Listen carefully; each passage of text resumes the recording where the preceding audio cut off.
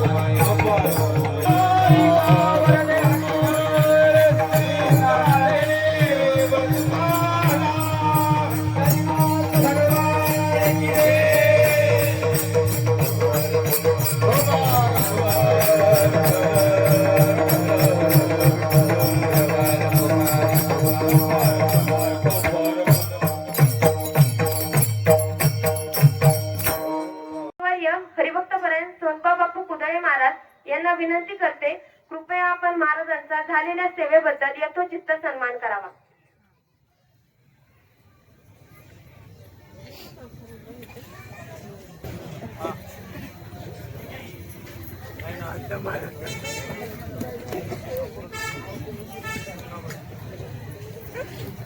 तसेच हरिभक्तपरायण सोनपा बापू कुदळे महाराज यांचा सन्मान हरिभक्तपरायण रावसाहेब महाराज शिपलकर करत आहेत. सर्वांना विनंती, कृपया आपण टाळ्या वाजवाव्यात.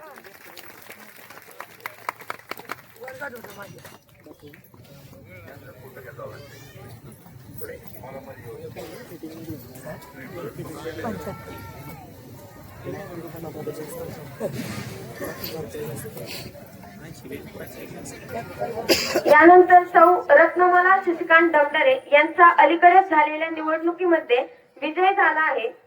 त्या समिती सदस्यगण 102 बजाजनगर कोल्हाटीगंज संभाजीनगर या ठिकाणी त्यांचा विजय झालेला आहे. त्यांचा सन्मान होत आहे. मी सौ मंदाकिनीताई सुभाष बापू यादव यांना विनंती करते, कृपया आपण त्यांचा सन्मान करावा.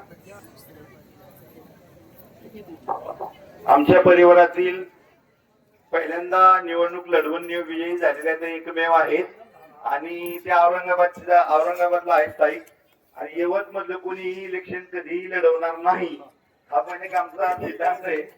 त्यांचं सर्वांनी टाळ्या वाजून स्वागत करा. त्यांचं स्वप्न साकार झालंय. त्यांना इलेक्शन लढवायची होती, ती जिंकायची होती.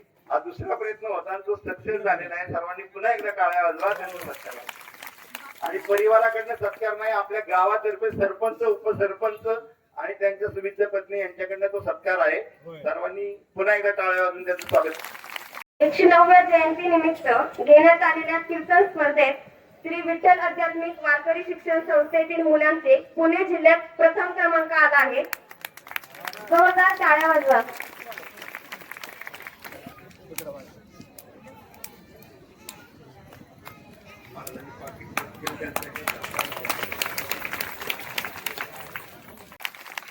आजचे कीर्तनकार हे माझे बॅगी आहेत.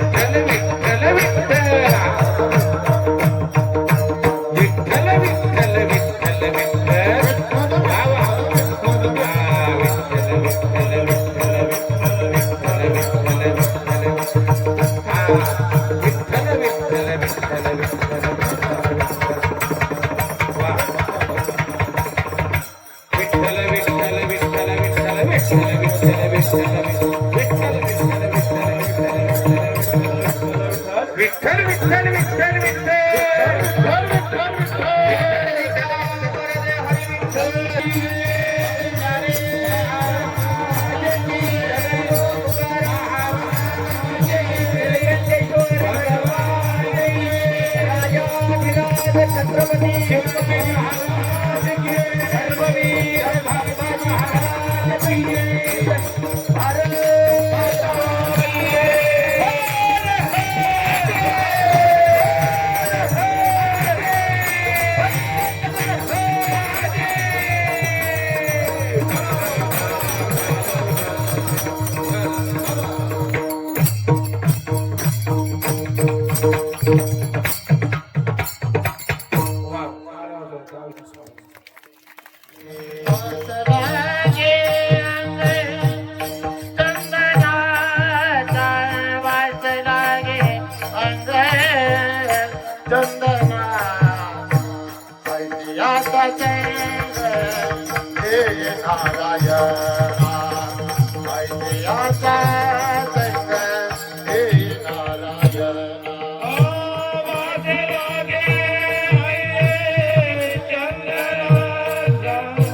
माता की लागे अंगे चंदना ऐसिया चंदन जय नारायण ऐसिया संग जय नारायण बोली ले वचन दया सिया